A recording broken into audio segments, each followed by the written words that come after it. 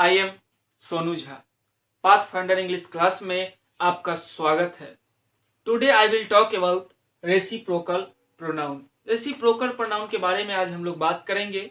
What is reciprocal pronoun?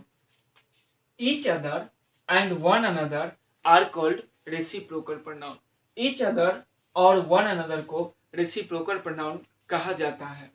Each other का हिंदी होता है प्रत्येक दूसरे से, जबकि वन अनदर का हिंदी होता है एक दूसरे से। टू पर्सन्स और थिंग्स का जब डिनोट्स किया जाए, सोच किया जाए, बोध कराया जाए, तब यूज करते हैं ईच अदर। बट जब दो या दो से अधिक के बीच में पारस्परिक रिलेशन को दिखाया जाए, तब यूज करते हैं one another. But some writers says about this, कुछ राइटर्स का विचार बिल्कुल अलग है। वे लोग कहते हैं कि each other and one another are equal, दोनों बराबर है। आप जब चाहे तो ईच अदर लगा लीजिए, जब चाहे तो आप वन अनदर लगा लीजिए। लेकिन कुछ डिफरेंट है, कुछ राइटर्स अलग विचार रखते हैं। वो कहते हैं कि जब दो का डिनोट्स हो, दो का बोध कराया जाए, तब आप यूज करें ईच अदर। लेकिन जब दो यानी मोर देन टू का बोध हो, तब आप यूज करें वन अनदर।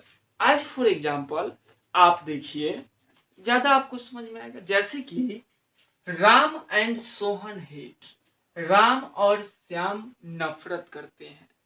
कितने लोग हैं यहाँ पर? एक राम है और दूसरा सोहन है, यानी टोटल जो हुआ वो कितने हुए? दो।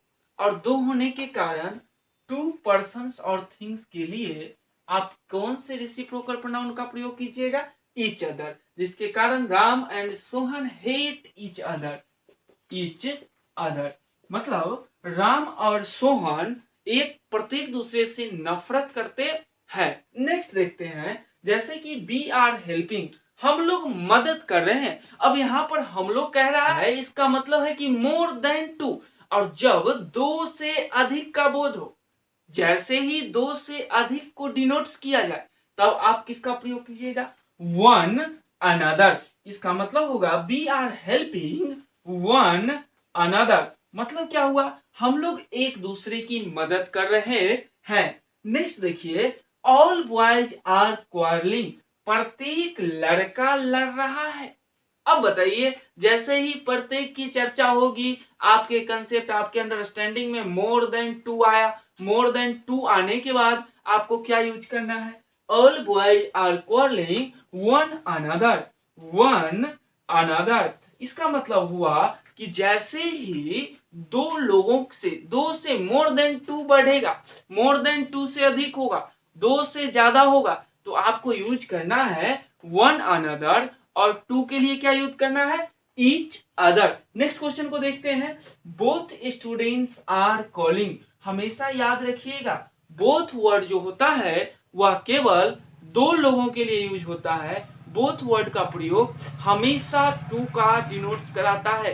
इसलिए जैसे ही दो हुआ, बोथ स्टूडेंट्स आर कॉलिंग, दोनों स्टूडेंट्स एक दूसरे को बुला रहे हैं। जैसे ही दो होगा, इसका मतलब है कि हमको यूज करना पड़ेगा वन अनदर। रिपीट, एक बार हम लोग करते हैं, पुनः आई रिपीट। देखिए क्या होता है, राम एंड सोहन हेट। यहाँ राम एंड सोहन टोटल कितने थे? दो, जिसके कारण आपने क्या लगा दिया? Each other. नेक्स्ट कहता है वी आर हेल्पिंग, हम लोग मदद कर रहे हैं भाई, वन अनदर। यहाँ पर वी होने के कारण इंडिकेशन थी कि दो से अधिक, और जब भी दो से अधिक होगी, इसका मतलब क्या लगाना है?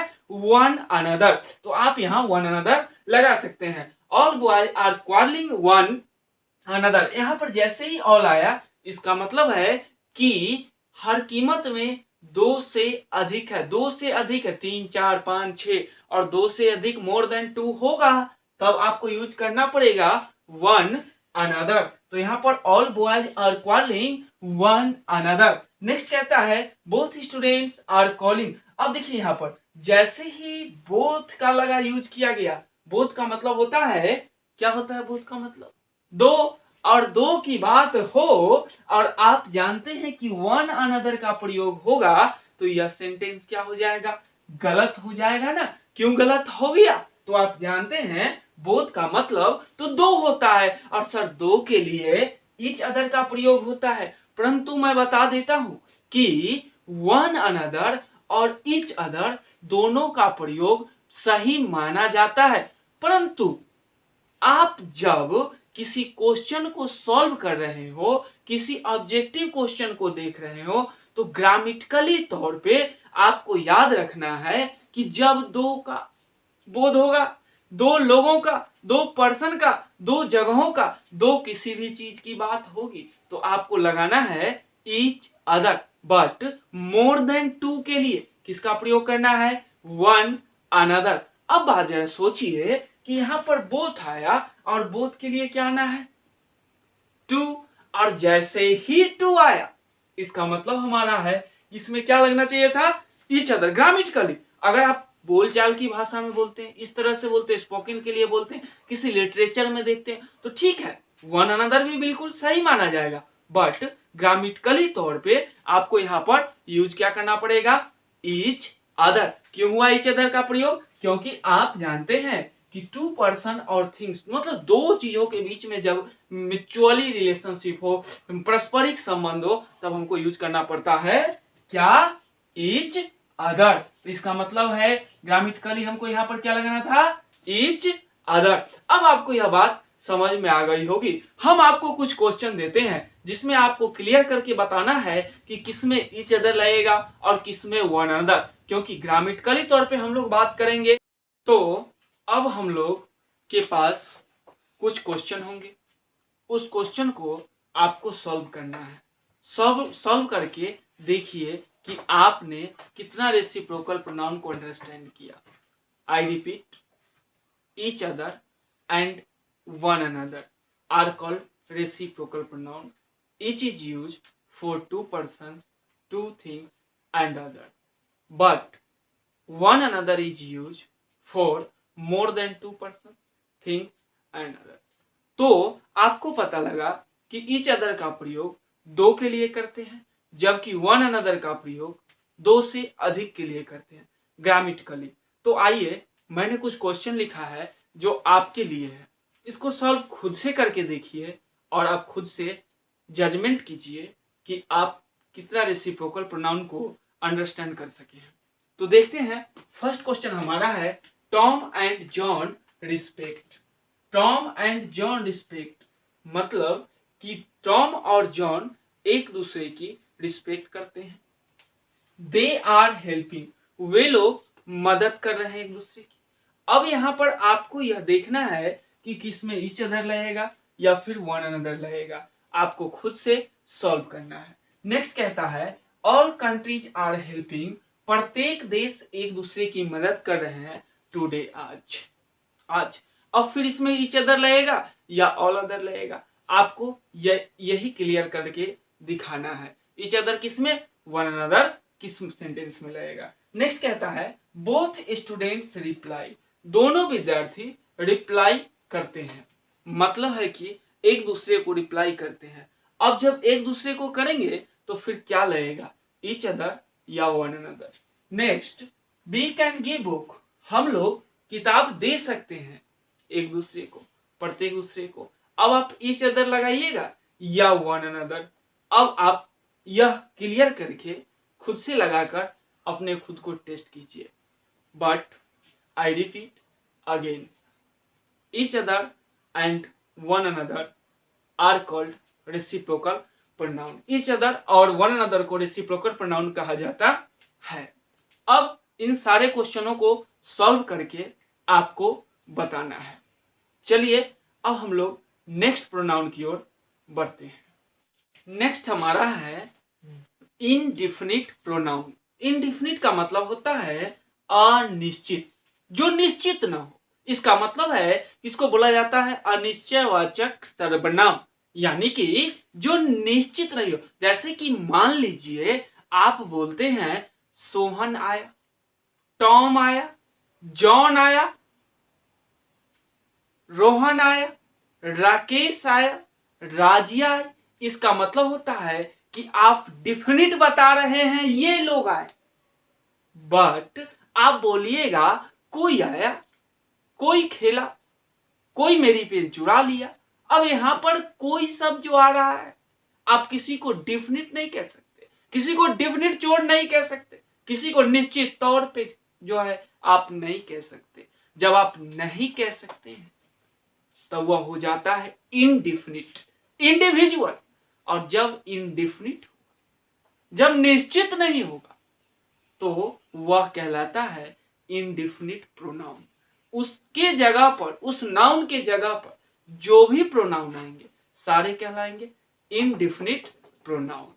अब इनडिफिनिट प्रोनाउन में आप कह सकते हैं someone, anyone, everyone, no one, one, somebody, anybody, everybody, nobody, none, all, both।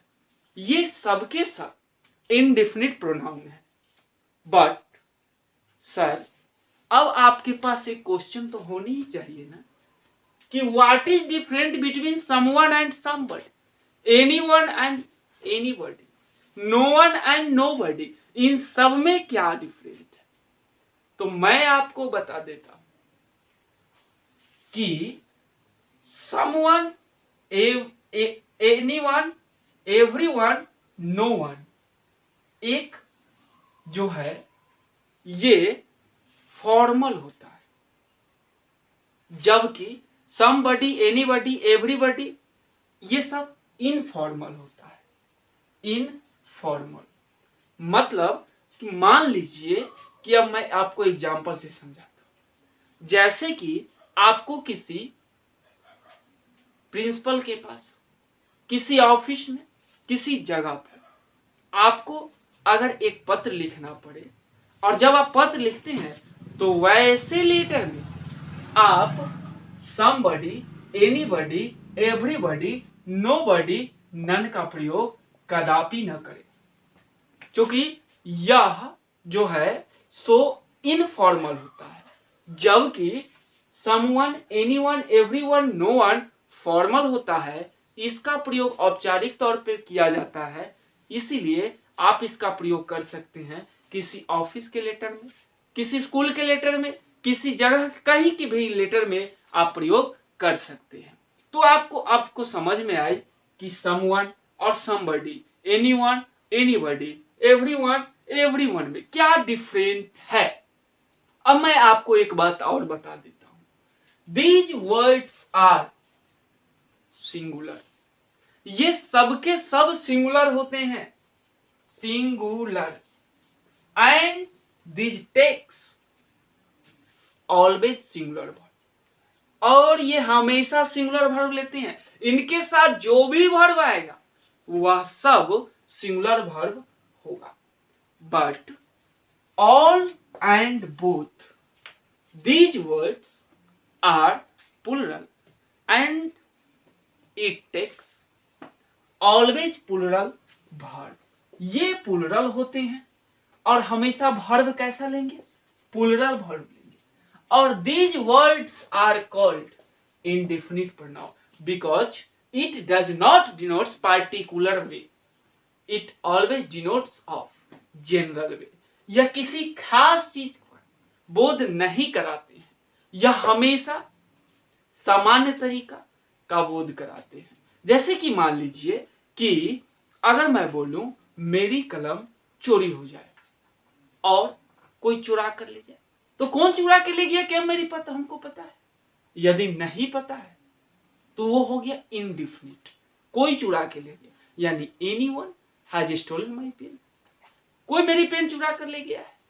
लेकिन जरा कल्पना कीजिए, जब आप बोलते हैं सोहन मेरी कलम चुरा के ले गया, अब आप क्या बोल रहे हैं? डिफिनिट बोल रहे हैं, और डिफिनिट होने के कारण यह क्या हो जाएगा कि डिफिनिट हो गया। और डिफिनिट के जगह पर आपने बात किया किसी ने मेरी कलम चुरा ली, कोई जो है मेरी कलम चुरा गया, कोई आया, समवन इज देयर, वहां कोई है। अब वहां कोई है, कौन है पता नहीं, दैट मीन्स इनडेफिनिट। और someone is indefinite pronoun because it does not shows what, क्या नहीं दिखाता है, तो ये पार्टिकुलर वे को नहीं दिखाता है। अब कुछ इसके एग्जाम्पल को देखिए तो आप क्लियर कर पाइएगा। फिर से आई रिपीट कि इन सारे word, these words are singular, ये सारे वर्ड सिंगुलर होते हैं। And it always take singular verb, ये हमेशा सिंगुलर वर्ब को लेते हैं। But these words are plural, all and both are plural and it always takes plural verb. All और बोथ हमेशा प्लूरल होते हैं और ये हमेशा वर्ब प्लूरल लेते हैं। तो चलिए कुछ एग्जांपल से देखते हैं। जैसे कि someone डैश ए पेन, आपको पता है कि someone का मतलब होता है कोई। अब जैसे ही कोई हुआ इसका मतलब डिफिनिट नहीं है, और डिफिनिट नहीं है तो इंडेफिनिट होगा, और इंडेफिनिट होगा तो कौन सा प्रोनाउन होगा? Indefinite pronoun. अब इंडेफिनिट प्रोनाउन है तो आपको पता है कि someone एक सिंगुलर है और इसके साथ जो वर्ब आएगा वो हमेशा सिंगुलर आएगा। तो सिंगुलर के साथ हैव हमारा सिंगुलर है या हैज, तो यहाँ पर होगा हैज। इसका मतलब होता someone has a pen। Next question कहता है no one dash there, वहां कोई नहीं था, मतलब डिफिनिट नहीं बताया जा रहा है कि वहां पर टॉम नहीं था, जॉन नहीं था, राधा नहीं थी, राजिया नहीं थी, ये नहीं बताया जा रहा, जबकि इसके जगह पर इनडेफिनिट बताया जा रहा है। और इनडेफिनिट बताने के लिए आपको क्या यूज करना है? Indefinite pronoun. और नो वन पता है कि सिंगुलर है, तो सिंगुलर होने के कारण वाज लगेगा या फिर वर, तो आप कहिएगा कि वाज लगेगा सर। क्यों लगेगा वाज? क्योंकि वाज खुद सिंगुलर है।